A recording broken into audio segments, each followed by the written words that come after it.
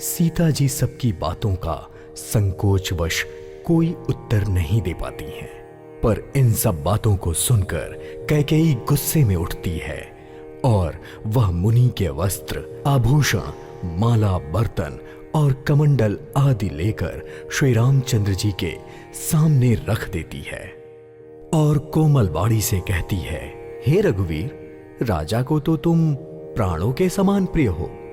प्रेम में दुर्बल हो चुके राजा अपने हृदय का शील और स्नेह नहीं छोड़ेंगे, चाहे उनका पुण्य, सुंदर यश और परलोक क्यों ना नष्ट हो जाए।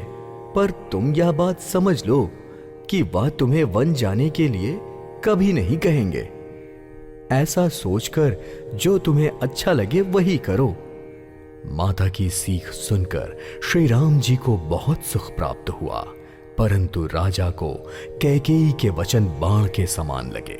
वे सोचने लगे, पता नहीं अब भी मुझ अभागे के प्राण क्यों नहीं निकल रहे। और उनकी व्याकुलता इतनी बढ़ गई कि वह फिर मूर्छित हो गए।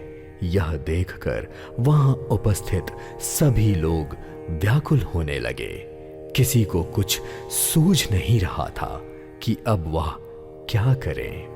तभी श्री राम जी ने तुरंत मुनि का वेश धारण कर लिया और माता पिता के पास आकर उनको सिर नवाकर चल दिए। वन का सब साज सामान साथ लेकर श्री रामचंद्र जी ने अपने स्त्री सीता जी और भाई लक्ष्मण जी सहित ब्राह्मण और गुरु के चरणों की वंदना की। सबको अचेत करके वहां से चल दिए। राजमहल से निकलकर श्री रामचंद्र जी वशिष्ठ जी के दरवाजे पर जा खड़े हो गए और उन्होंने देखा कि सब लोग विरह की अग्नि में जल रहे हैं, तो प्रिय वचन कहकर उन्होंने सबको समझाया। फिर श्री रामचंद्र जी ने ब्राह्मणों की मंडली को बुलवाया। गुरुजी से कहकर उन सबको वर्ष भर का भोजन दिया और आदर दान देकर अपने विनय से उन्हें वश में कर लिया। फिर याचकों को दान और मान देकर उन्हें भी संतुष्ट किया तथा मित्रों को पवित्र प्रेम से प्रसन्न किया। फिर दास दासियों को बुलाकर उन्होंने गुरुजी को सौंपते हुए हाथ जोड़कर बोले, हे गोसाई, इन सब के माता पिता की देख रेख करते रहिएगा।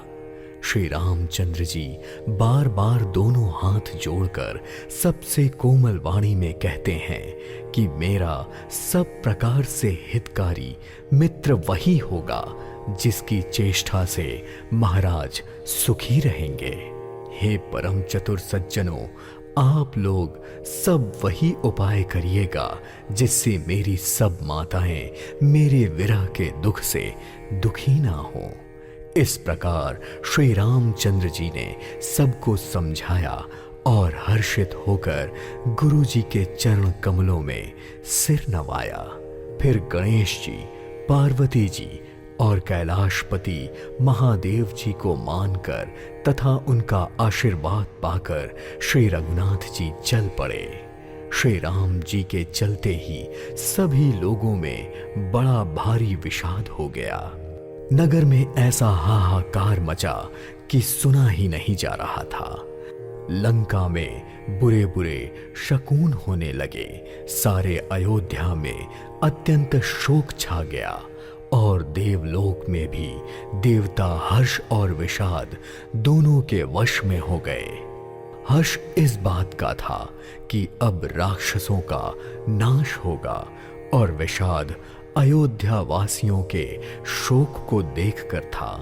तभी राजा दशरथ की मूर्छा दूर हुई और वह जाग गए और सुमंत्र को अपने पास बुलाकर कहने लगे, श्री राम वन को चले गए पर मेरे प्राण नहीं जा रहे हैं।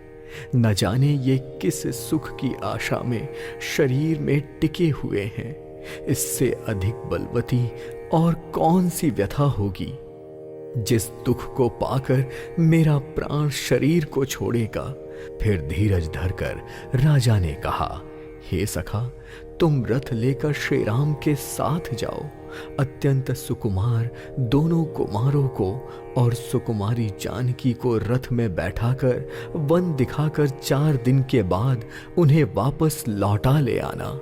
यदि धैर्यवान दोनों भाई ना लौटे, क्योंकि रघुनाथ जी प्राण के सच्चे और दृढ़ता से नियम का पालन करने वाले हैं, तो तुम हाथ जोड़कर विनती करना कि हे प्रभु, जनक कुमारी सीता को तो लौटा दीजिए। जब सीता वन को देखकर डरे, तब मौका पाकर मेरी यह सीख उनसे कहना कि तुम्हारे सास और ससुर ने ऐसा संदेश दिया है कि हे पुत्री, तुम लौट चलो, वन में बहुत क्लेश है। कभी पिता के घर, कभी ससुराल, जहां तुम्हारी इच्छा हो वहां रहना। हे सुमंत, तुम इस प्रकार से बहुत से उपाय करना। यदि सीता जी लौट आई तो मेरे प्राण को सहारा हो जाएगा, नहीं तो अंत में मेरा मरण ही होगा।